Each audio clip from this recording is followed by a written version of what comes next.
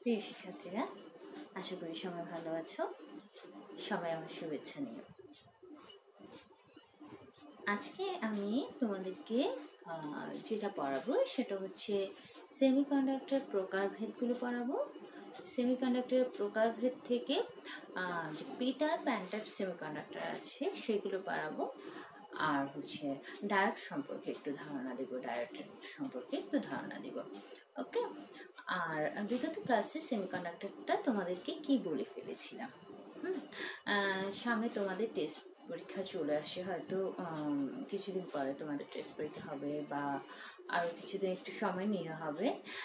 তো আমি চাচ্ছি যে আমার মেয়েরা যাতে সেমিকন্ডাক্টর এবং ইলেকট্রনিক্স টপিকটা ভালো করে বুঝে।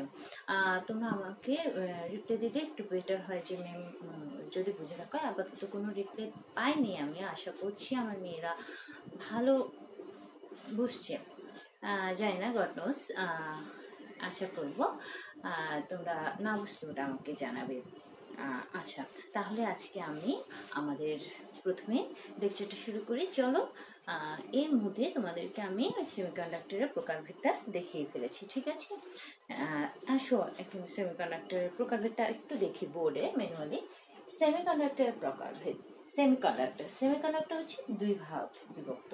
একটা হচ্ছে এক্সট্রিনজিক বা অন্তর্জাত সেমিকন্ডাক্টর, অপরটা হচ্ছে ইন্ট্রিনজিক বা অন্তর্জাত সেমিকন্ডাক্টর, আরেকটা হচ্ছে এক্সট্রিনজিক বা বহির্জাত সেমিকন্ডাক্টর, ঠিক আছে? এই এক্সট্রিনজিক বা বহির্জাত সেমিকন্ডাক্টরকে আবার দুটো ভাগে আমরা ভাগ করি। সেটা হচ্ছে একটা হচ্ছে নাম্বার ওয়ান হচ্ছে P type semiconductor, P type semiconductor,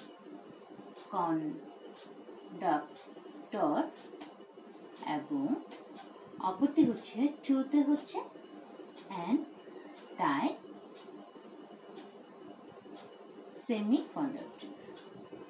ওকে, এবার আমরা তোমাদেরকে পি টাইপ সেমিকন্ডাক্টরটা কি এবং এন টাইপ সেমিকন্ডাক্টরটা কি সে সম্পর্কে একটু ধারণা দেব। দেখো, সেমিকন্ডাক্টর দুটো প্রকারভেদ, একটা হচ্ছে ইন্ট্রিনসিক বা অন্তর্জাত সেমিকন্ডাক্টর, অপরটা হচ্ছে এক্সট্রিনজিক বা বহির্জাত সেমিকন্ডাক্টর।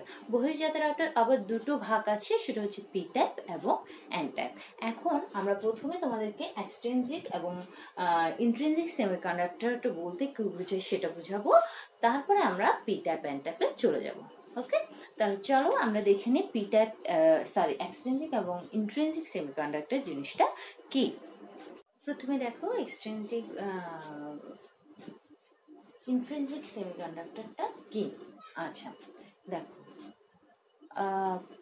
যে সকল সেমিকন্ডাক্টরে কোনো অপদ্রব্য মেশানো হয় না, অর্থাৎ ডোপিং করা হয় না, কোনো অপদ্রব্য অন্য কোনো পদার্থ, এখানে ভেজাল মেশানো হয় না বলা হয়, অপদ্রব্য মেশানো হয়, ভেজাল মেশানোটাকে বলছি। যে সকল সেমিকন্ডাক্টরে কোনো অপদ্রব্য মেশানো হয় না তাকে বলি আমরা ইন্ট্রিনসিক সেমিকন্ডাক্টর। তাহলে এগুলো কোনগুলো ইন্ট্রিনসিক সেমিকন্ডাক্টর?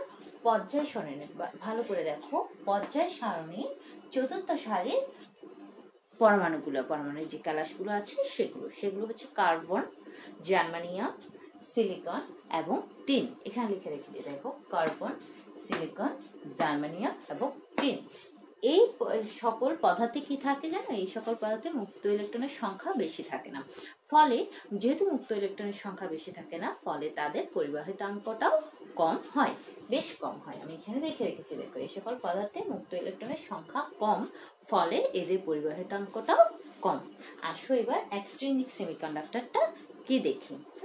আসো তাহলে, এক্সট্রিনজিক সেমিকন্ডাক্টরটা কি আমি লিখে রেখেছি, ঠিক আছে? দেখো, এক্সট্রিনজিক বা বহির্জাত সেমিকন্ডাক্টরটাকে যে সকল অন্তর্জাত সেমিকন্ডাক্টর অর্থাৎ ইন্ট্রিনসিক সেমিকন্ডাক্টরগুলোতে যে সকল অন্তর্জাত সেমিকন্ডাক্টরে অতি সামান্য অপদ্রব্যের পরিমাণ হবে কি? অতি সামান্য।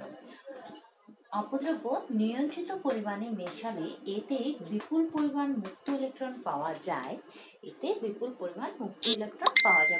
বা হোলের সৃষ্টি হয়। এর ফলে এর পরিবাহিতাঙ্কটা কি হয়? বেড়ে যায়। একে আমরা কি বলি, বহির্জাত সেমিকন্ডাক্টর বলে থাকি। এখানে রেড পেন দিয়ে আমি কিছু জিনিস ইন্ডিকেট করে রেখেছি, সেগুলো একটু দেখো। অপদ্রব্যের পরিমাণ হবে কিরকম, 1 কোটি পরমাণুতে 1টি।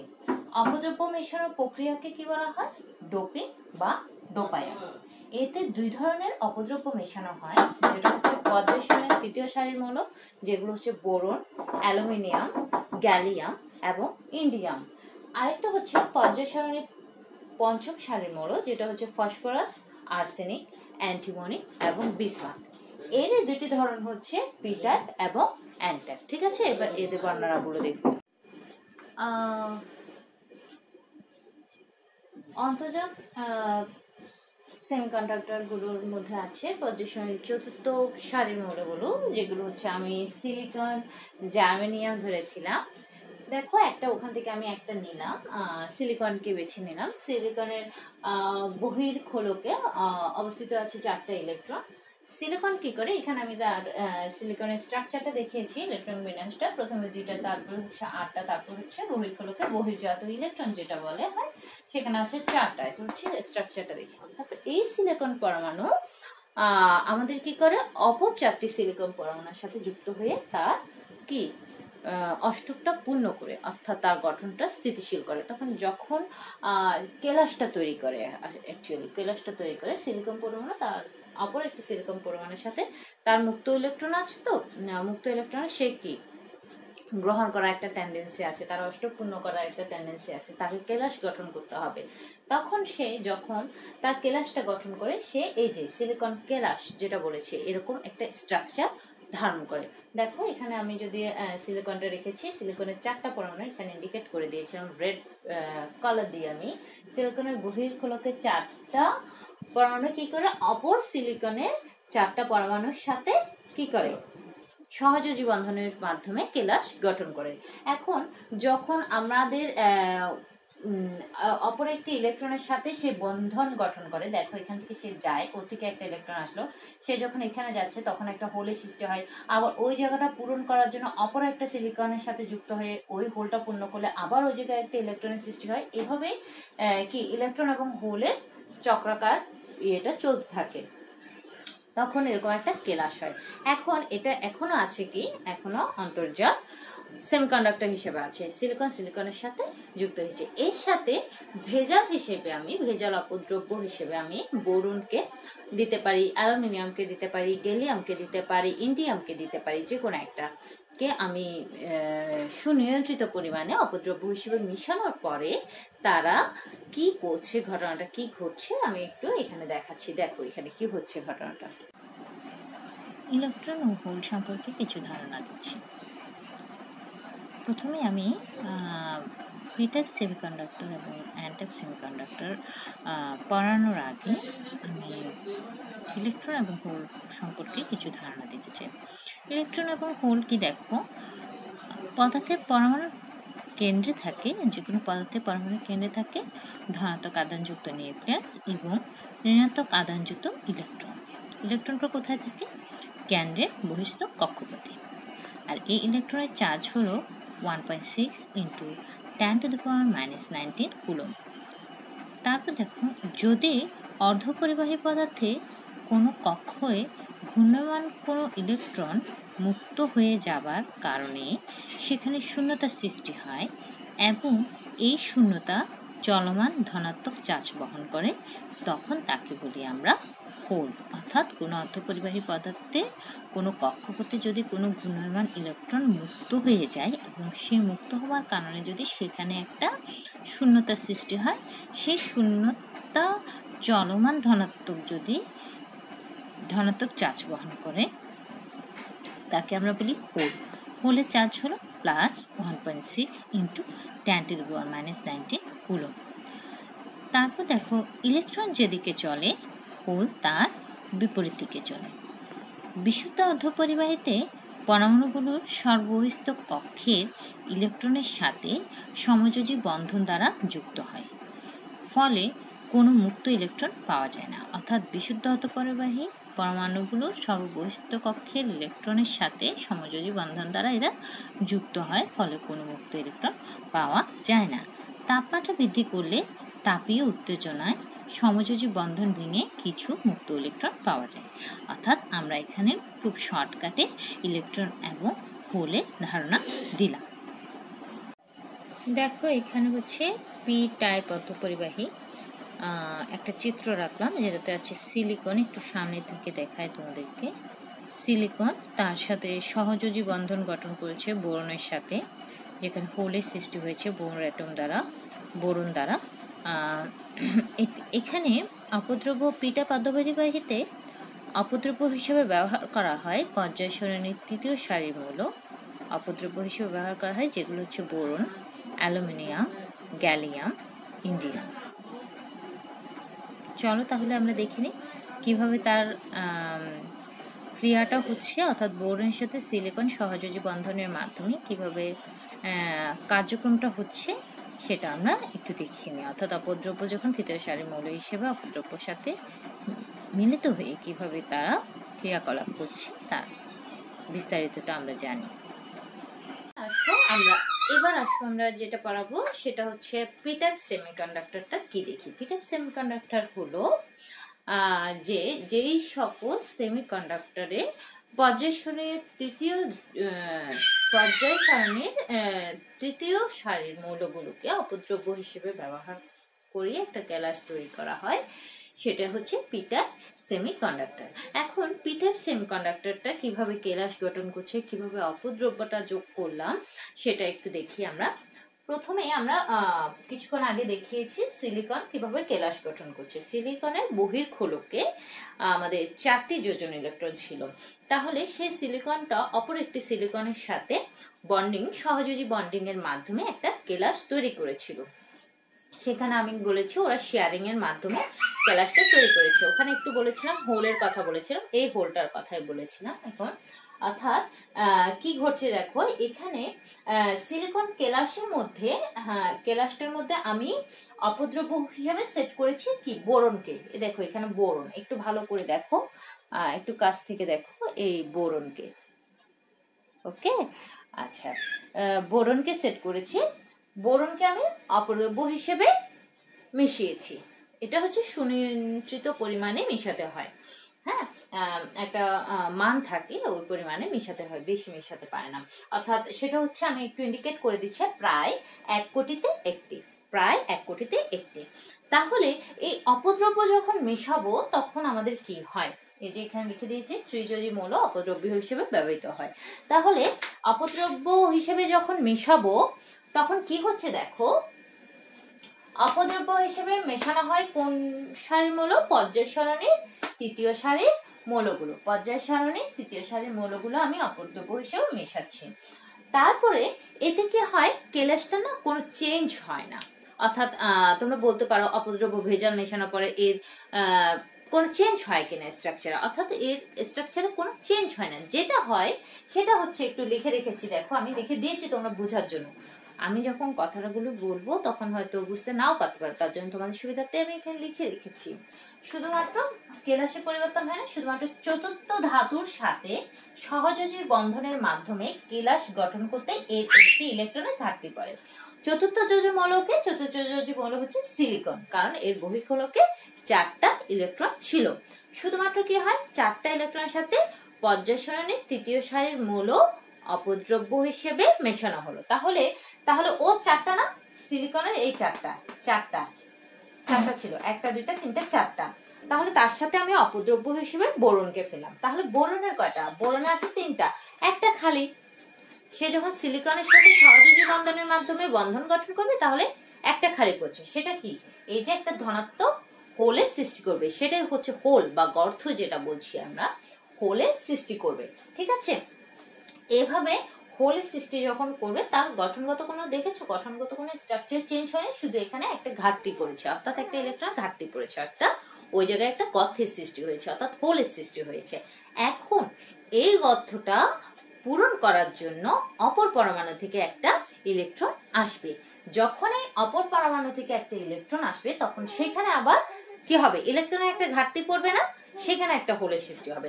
এইভাবে করে প্রক্রিয়াটা চলমান থাকবে। এর ঘাটতি পূরণের জন্য এখান থেকে একটা ইলেকট্রন এসে হোলটা পূরণ করবে, আবার ওই জায়গায় একটা গর্তের সৃষ্টি, এইভাবে একটা চলমান প্রক্রিয়া এখানে বিদ্যমান থাকে। এখানে যেহেতু বোরনের 3টা পরমাণু, সে কি চাইবে, তার অষ্টক পূর্ণ করতে চাইবে, তার গঠনটা স্থিতিশীল করতে চাইবে। তার জন্য সে তাকে কি করবে, সে যেহেতু গ্রহণ করতে চাচ্ছে তাকে আমরা অ্যাকসেপ্টর বা গ্রাহক বলি। দেখো এখানে একটু লিখে রেখেছি, ত্রিযোজী অপদ্রব্য ইলেকট্রন গ্রহণ করে বলে একে আমরা কি দিয়েছি, গ্রাহক হিসেবে ডিনোট করেছি। গ্রাহক অর্থাৎ বোরন এখানে গ্রাহক হচ্ছে। যে এখানে হোলের সংখ্যাটা বেশি হয়, হোলের সংখ্যাটা ধনাত্মক আধানের সংখ্যাটা মেজরিটি পায়, তার জন্য হোল হলো ধনাত্মক আধান বিশিষ্ট এবং ইলেকট্রন হলো ঋণাত্মক আধান বিশিষ্ট। গরিষ্ঠ আধান বাহক হচ্ছে হোল এবং লঘিষ্ঠ আধান বাহক হচ্ছে ইলেকট্রন। অর্থাৎ এক কোটিতে যখন একটি পরমাণু করে অপদ্রব্য মেশাবো তখন অনেকগুলো হোলের সৃষ্টি হবে না। এক একটা বোরন অ্যালুমিনিয়াম পরমাণু অনেকগুলো জার্মেনিয়ামের সাথে যখন মিশবে অপদ্রব্য হিসেবে অনেকগুলো লক্ষ লক্ষ হোলের জন্মদান করবে। ঠিক আছে, অনেকগুলো পরমাণু সৃষ্টি করবে, অর্থাৎ লক্ষ লক্ষ হোলের সৃষ্টি হবে। তাহলে এখানে আধিক্যটা কার বেশি, হোলের বেশি। ঠিক আছে, অর্থাৎ কেলাসটা বুঝেছো। অর্থাৎ অপদ্রব্য হিসেবে কাকে মেশাবো, পর্যায় সারণীর ৩য় সারির মৌলকে মেশালাম। এতে কেলাসের কোনো পরিবর্তন হবে না, শুধুমাত্র চতুর্থ যোজির সাথে যখন সমূহ যোজি বন্ধনের মধ্যে বন্ধন গঠন করতে যাবে তখন তাদের একটা ইলেকট্রনের ঘাটতি পড়বে।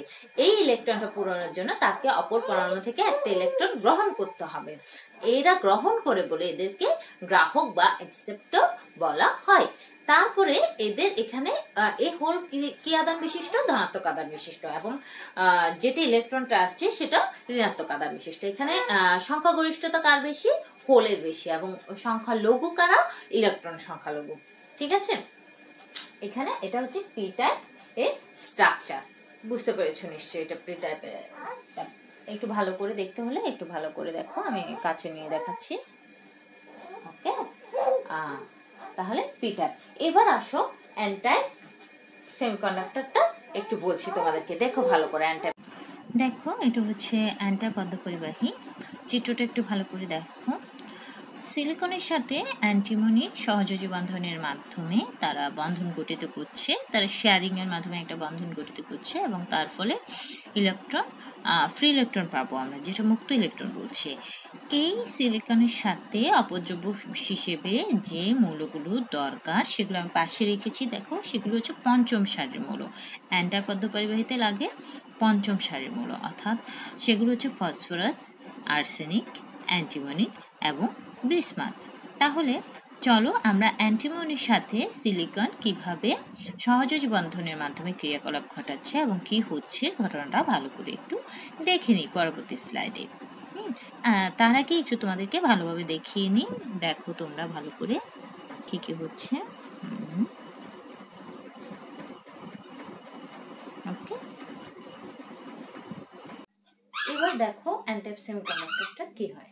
এন টাইপ সেমিকন্ডাক্টরে একই জিনিস সন্তোষা সেমিকন্ডাক্টরের সাথে পঞ্চযোজী অর্থাৎ পর্যায় সারণীর পঞ্চম সারির মৌলগুলোকে অপদ্রব্য হিসেবে মেশানোর পরে যে কেলাসটা তৈরি হয়, তাদের গাঠনিক ভাবে যে কেলাসটা তৈরি হয় সেটাকে এন টাইপ সেমিকন্ডাক্টর বলা হয়। তাহলে একটু দেখি এন টাইপ সেমিকন্ডাক্টরে কি ঘটনাটা ঘটে।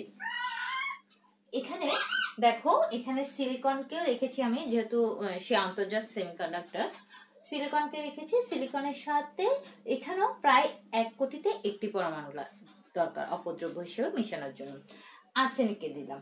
আর্সেনিকের কত সারির মৌল, আর্সেনিকের কত আছে মৌল সংখ্যা, বহির ক্ষেত্রে ইলেকট্রনের সংখ্যা হচ্ছে কত, 5, অর্থাৎ 5টা আছে। পঞ্চযোজী মৌল এটা।